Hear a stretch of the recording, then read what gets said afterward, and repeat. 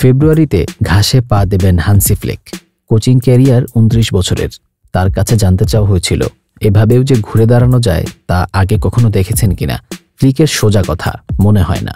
শুধু বার্সেলোনার কোচ নয়, লিসবনে গতকাল রাতে যা ঘটেছে তেমন কিছু অনেকেই এর আগে কখনো দেখেননি। স্কোর লাইন 9 গোলের, যেটা আসলে ছিল থ্রিলার। দুবার 2 গোলে পিছিয়ে পড়ে বার্সার অবিশ্বাস্য ঘুরে দাঁড়ানোর গল্প। স্কোর লাইনটাও অনন্য। চ্যাম্পিয়ন্স লিগের ইতিহাসে 5-4 গোলের ম্যাচ এই প্রথম, যেখানে 3-1 গোলে পিছিয়ে বিপরীতে গিয়ে 77 মিনিট পর্যন্ত 4-2 ব্যবধানে পিছিয়ে থেকেও শেষ পর্যন্ত জিতেছে বার্সাই।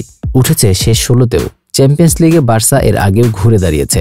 2016-17 চ্যাম্পিয়ন্স লিগ শেষ 16-য় পিএসজির বিপক্ষে প্রথম লেগের 4 গোলের ব্যবধান ঘুচিয়েও জিতেছে বার্সা।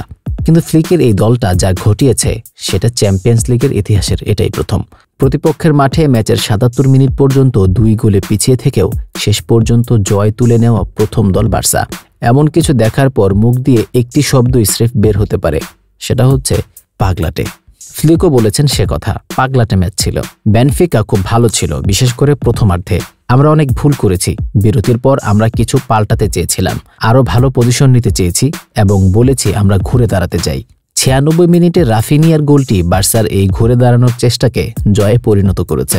এই মৌসুমে 30 ম্যাচে এরই মধ্যে 22 গোল হয়ে গেছে ব্রাজিলিয়ানের। এর মধ্যে সর্বশেষ গোলটির আনন্দ নিশ্চয়ই অন্যরকম। শুনুন রাফিনিয়ার মুখেই। সম্ভবত ক্যারিয়ারের সেরা সময় আছি। আমরা জানতাম নিজেদের দর্শকদের সামনে তারা কতটা ভালো, কিন্তু বিরতির পর ম্যাচটি ঘুরিয়ে দেওয়ার মতো মানসিকতা ছিল আমাদের। আমরা কখনোই হাল ছাড়িনি এবং জয় ছিনিয়ে নিতে পেরেছি। বার্সার এভাবে জয় ছিনিয়ে নেওয়ার মাধুর্য আরও বাড়িয়ে দিচ্ছে গোলকিপার সেজনির 2টি ভুল, যেখান থেকে 2টি গোলও হজম করতে হয়েছে। তবে পোলিশ গোলকিপার দারুণ 2টি সেভও করেছেন। সব মিলিয়ে ম্যাচের পরতে পরতে ছড়িয়ে থাকা নাটকীয়তার মধ্য দিয়ে জিতেছে বার্সা।